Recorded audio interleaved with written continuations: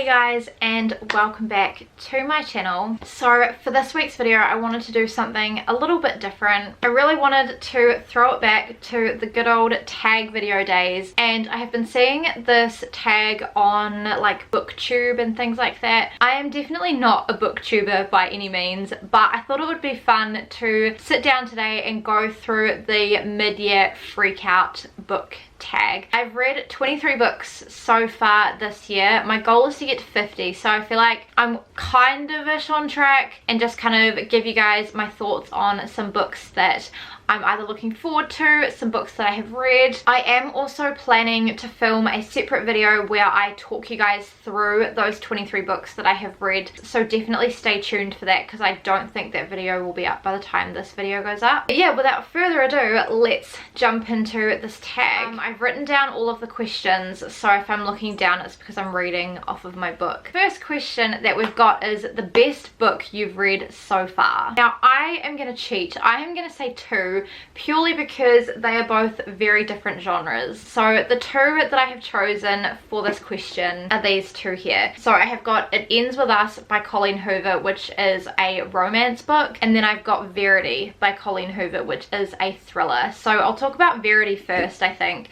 So the premise of Verity basically is there is an author who is like an aspiring author who basically gets this deal to finish off another author's series because she is like bedridden, she's very sick. So she goes to this person's house, she lives there with her family to finish her book for her basically, and in doing so she uncovers a lot of secrets about this author, and in the meantime there's a little bit of like a romance brewing between this new author that's come in to finish this other author's series and the husband of the author that is like sick. And then the longer that this aspiring author is at Verity's house, because Verity is the name of the author who is like bedridden and can't write her series anymore, she just uncovers a lot about her that kind of makes her feel like she wants to run for the hills. The aspiring author is like on the brink of like financial ruin, so she kind of only takes this job and stays and sticks it out because she is like hella poor and really needs the money because they've offered her like a really good deal. But it's just one of those books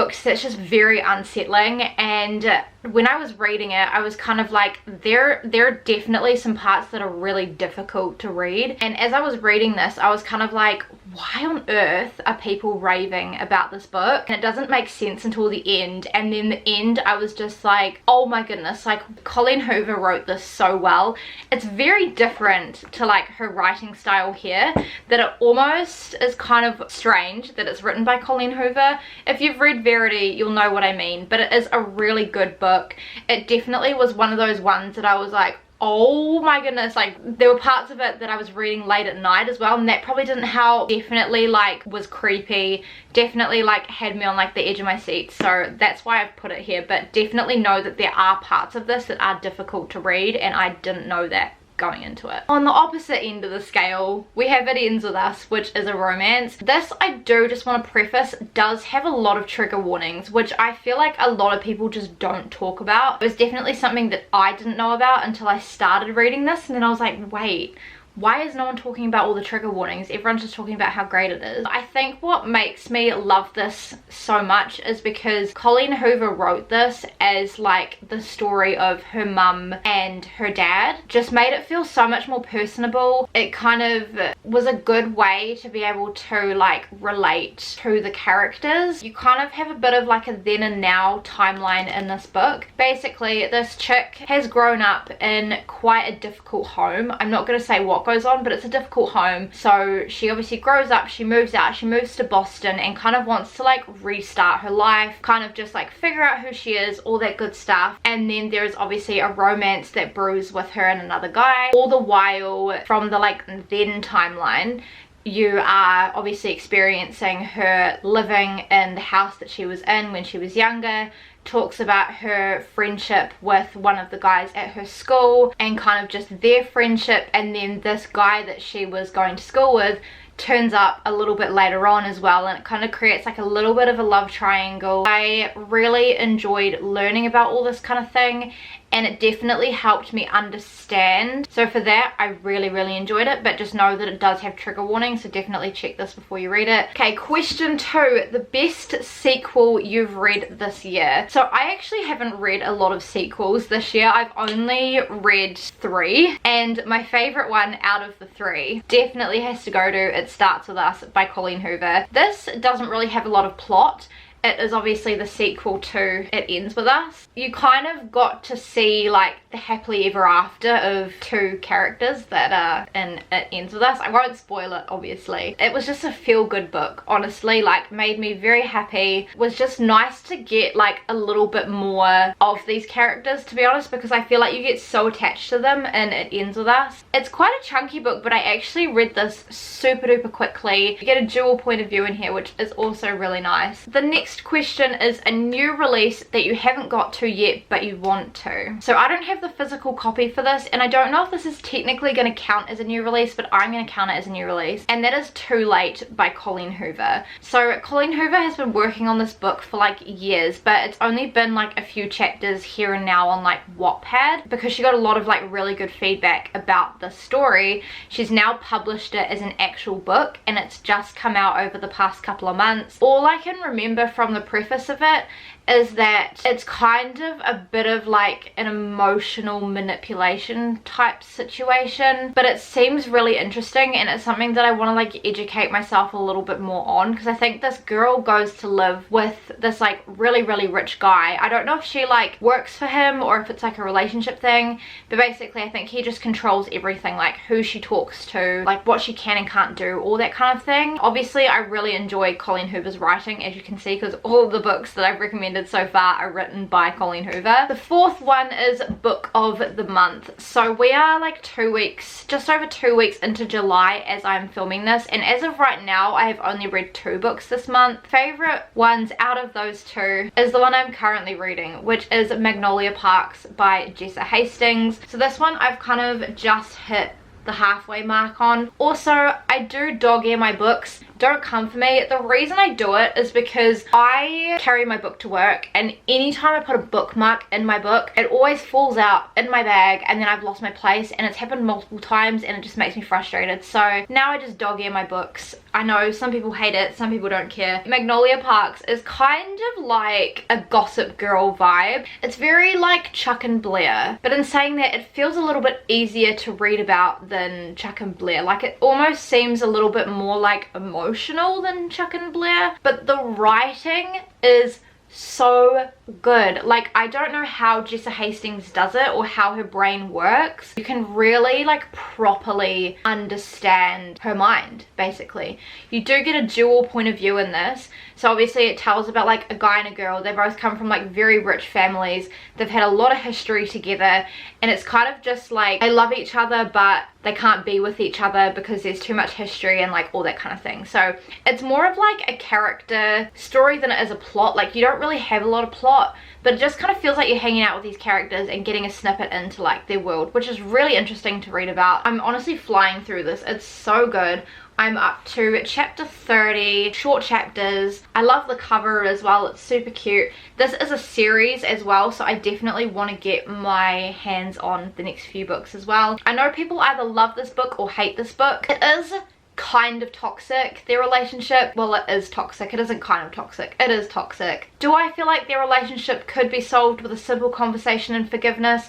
Yes. But do I also understand where they're coming from and the fact that they are also very young and naive? Yes. I think you also have to factor in their age. I know a lot of people are a bit more mature than they are at their age, but also their upbringings. You can understand why they are the way that they are. So I think because I understand them, it kind of makes me a little bit more sympathetic to how they feel. So take that with what you will. If you've read Magnolia Parks, let me know. If you're going to read it after watching this video, let me know. There is a little bit of language in this book, which I wasn't expecting, but I also have read a lot of books with language. The 5th question is an anticipated release that you have for the second half of the year. And to be honest, I don't really have one.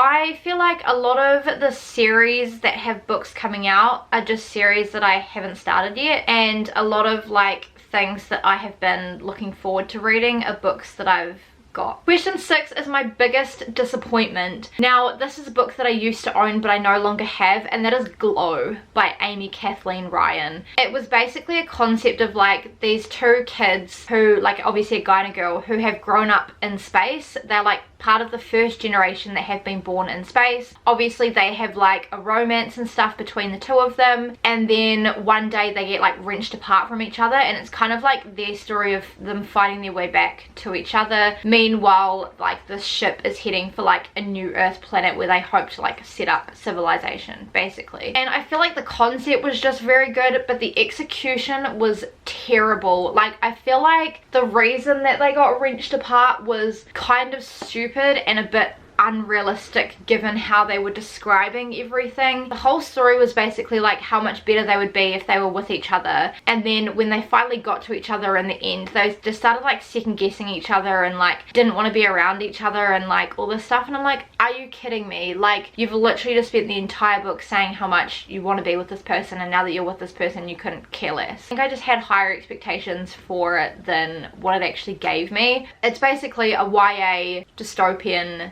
series. I think it is a series. Like it said that it was the first book in the Sky Chasers series, and I ended up giving it to charity. It was one of those books where I was like, I just want to finish it because it was on my 23 books to read in 2023 so that I could move on to something else. Question 7 is my biggest surprise for this year, and again it is a book that I don't have. It is a book that I borrowed out from the library, and that is Hunted by Megan, I think it's Megan Rose Spooner or Megan Spooner, but basically this is a YA fantasy series. It is a retelling of Beauty and the Beast. Honestly, if you loved ACOTAR, you will love Hunted. It's kind of like ACOTAR but without all the intense bits. If you've read ACOTAR, you know what I mean. And honestly, I loved it. I thoroughly enjoyed it. I think you get to read from 2 point of views. You got like parts of the Beast character and then you got the female character. Thought it was very well done. I liked that the Beast was actually a likable character as well, and it was just really helpful getting to like read like in his head and see his thoughts and stuff. But I also just felt like it was very like picturesque, and it was a book that like I kind of just grabbed and I was like, oh, I'll try it, but I don't know if I'll love it. And I thoroughly enjoyed it. Like I read it so quickly. It's obviously set like quite far back in the day. Like I think it was like the 1950s or 1960s. Can't quite remember, but honestly I loved it. And like if I can find it in like the like main stores or in an op shop, 100% I will buy this and have this on my shelf. It is also a fantasy standalone, which is really hard to come by because a lot of fantasy books are series. My new favorite author, or an author that is new to me that I have been loving, I've got two again. It would either have to be Jessa Hastings or Sarah J Maas. The writing in both of these books is incredible. Again, this was a read that I did this year of ACOTAR. Loved it, and honestly the way things are described, the way the storyline goes is just incredible. Like I said, I want to continue the Magnolia Park series. I also want to continue the ACOTAR series as well because I did really enjoy it. My new fictional crush, well, I feel like this is not really any different to everybody else on the internet, but that is Atlas from It Ends With Us and It Starts With Us. That boy just knows how to treat a woman. Like, he is incredible. He is so thoughtful. He is so kind. He is also very successful, and considering he's come from not a lot and he's made himself into something, I honestly love that. I commend him. He is a great guy. My new favorite character, again I have two, so I have picked a guy and a girl. I have tried to pick different books with different characters and different things to recommend for these so that I'm not recommending the same book, because I feel like a lot of them I could recommend It Ends With Us, It Starts With Us and Magnolia Parks. I have Luca from The Loop and Lily from Addicted to You / Callaway. So I will talk about The Loop first. This book is so good. This is part of a YA dystopian series. It is called The Loop series. There's 3 books in the trilogy. I've only, as of right now, read the first one, but I'm so keen to continue it. I feel like I've talked about this a lot on my channel. This trilogy honestly needs more hype than what it like what it's got as of right now. The premise for this is it is told from like today's world, but like in the future. There's like so much new technology that is being tested on prisoners on death row in prison to basically enhance your life, help you live longer. So in the story we hear from Luca's point of view. He's honestly great. I freaking love him. Basically he is one of the prisoners that is on death row, so he is in the loop, which is the prison. This is basically for people who are under the age of 18 who have committed crimes that make them become on death row. And obviously they test all these new technologies on these prisoners.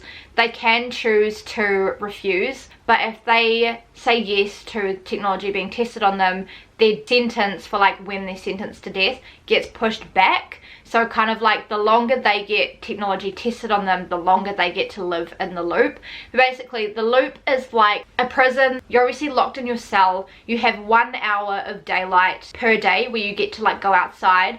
But every prisoner, it seems like the prisons are like this, like the cells are like this, and they have massive like concrete walls in between all of them, so you can't like climb up the walls or anything, so you don't actually get to see anybody else that you're in prison with, but you can talk to them. And obviously they have like the same routine every day. They get to like select their breakfast on like this little like computer screen. They're obviously locked in their cell 23 hours a day. They obviously sleep, they eat, and then all of a sudden one day the system glitches and it's basically like Luca trying to escape with all of his friends. And it is so interesting. It's so fast paced.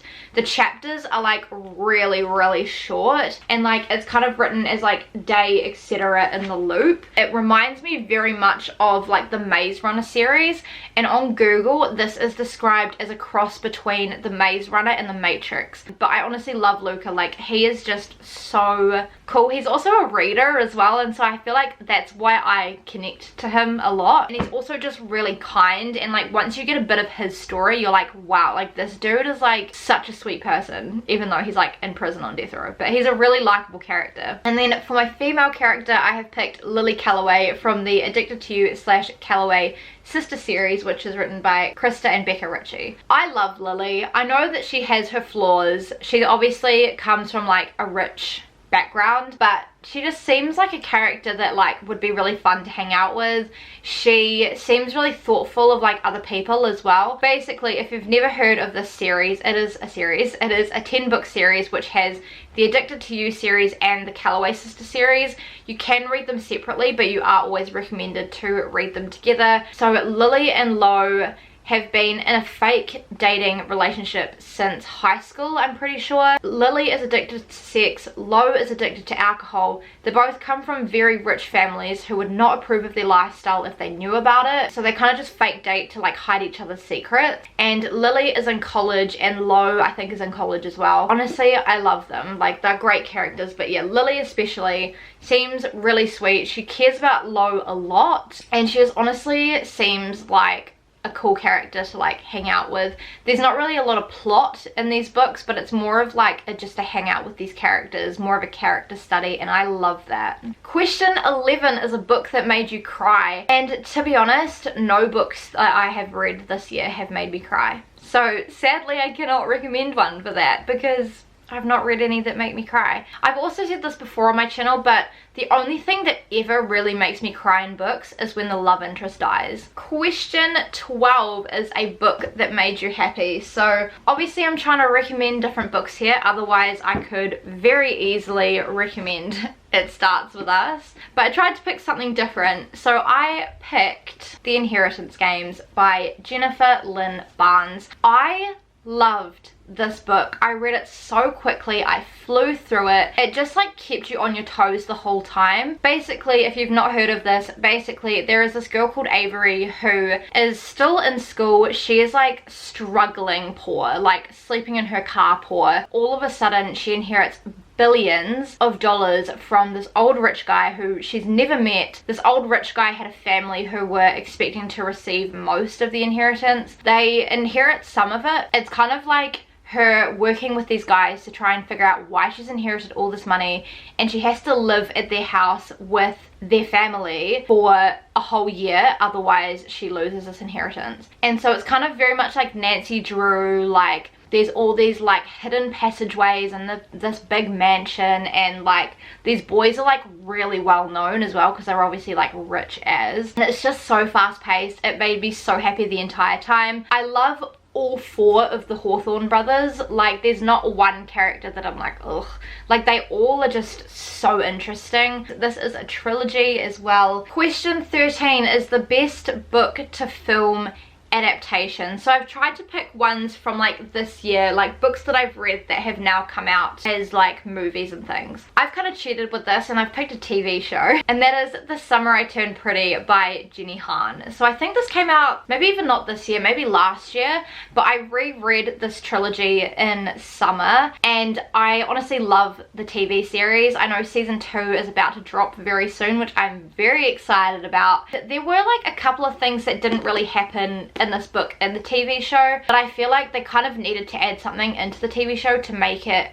more like interesting, because in the book obviously like it's very much just set at the summer house. If you don't know about The Summer I Turned Pretty, by the way, this chick has always grown up with this other family that have 2 boys. Their mums are like best friends and they always spend summer at the summer house. So there's a bit of a love triangle between the main girl and the 2 boys. It's just basically all the summer vibes. Like they go swimming, they go to the beach, they like go out, they get ice cream, like all that kind of thing. I love that they made it into a TV show, and I actually feel like they did it really well. Like the way that they had all of the characters kind of is how I envisioned them in the book. Highly recommend the series if you've not read it and also watched it. You can watch the TV show on Amazon Prime, and I think there's only like 8 episodes or something. Like it's pretty short, and I think Phil and I binged it in like a couple of days or something. I have all 3 of the books, and I honestly read this series pretty quickly. I think it took me like a week and a half to completely reread the series. I read the series for the first time in high school and absolutely loved it. Definitely recommend reading them in summer though, over winter, because otherwise I feel like you don't get like the full effect. And then the last question 14, is books that you need to read before the end of the year. So obviously I have my entire 23 books to read in 2023 list of books that I have not read yet that I would like to get to. Some of the ones that I just, when I looked at this question, was ones that I was like, yeah, I really want to get to that before the end of the year. First 2 are the last 2 books in the Inheritance Games series. So we have book 2, which is The Hawthorne Legacy,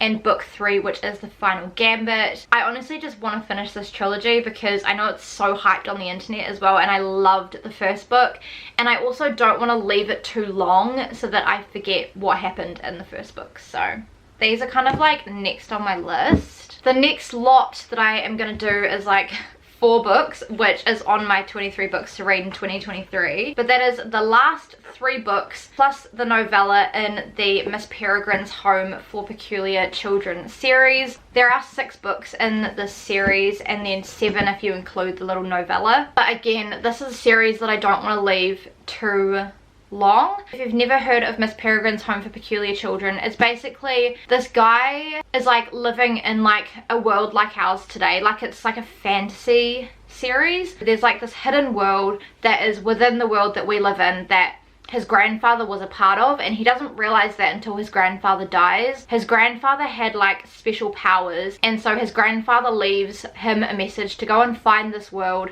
and basically learn all about it. Basically it goes like he goes in search of Miss Peregrine and her home for peculiar children. So basically she's like somebody who kind of like runs in like an orphanage. I don't know if that's the right word, but that's kind of how it's described, where it has all of these kids who have all of these powers basically, and they all live with her. It kind of just follows their story. I think this book is written so cleverly because Ransom Riggs, who writes this, he has crafted all of these stories around these vintage photographs, which are real photographs that he's got from like people that collect like Polaroids and things. He's just crafted the stories around them, like things like this. So I'm up to the 4th book, which is The Map of Days, which really annoys me because it's the one book that has a different cover to all of the others. Like all of the others are black and white, and this is like brown and white. I'm sure will have some sort of significance, but it just frustrates me is The Conference of the Birds, and then book 6 is The Desolations of Devil's Acre, and then the little novella is Tales of the Peculiar, which is a book that they refer to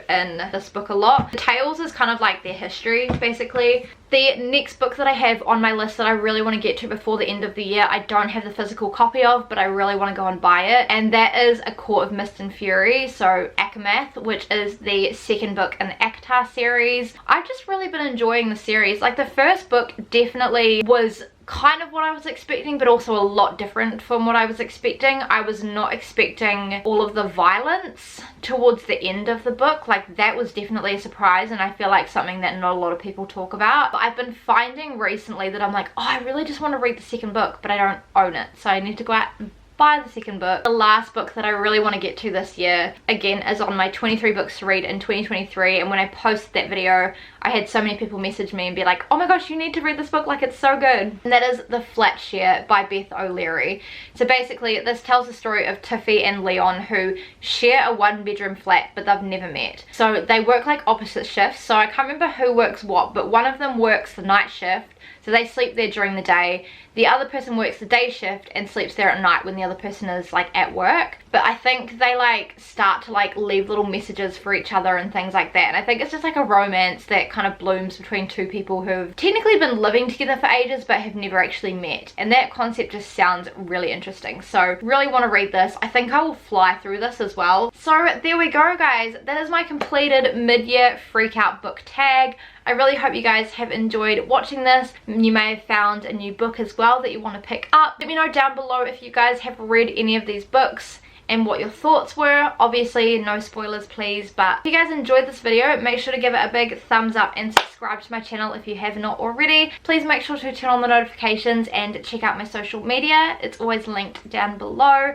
If you guys do want to see more book videos, like maybe like reading vlogs or things, let me know. I recently reorganized my bookshelves as well, so if you guys missed that video, make sure you go and watch it. I'm also really thankful for all of your love and support on that video, and honestly my bookshelves have just made such a difference with me reaching for books. Now that I can see everything, now that it's all organized by genre, it just makes so much sense in my brain. And yeah, I think that's everything. So I shall see you guys in my next video. Bye.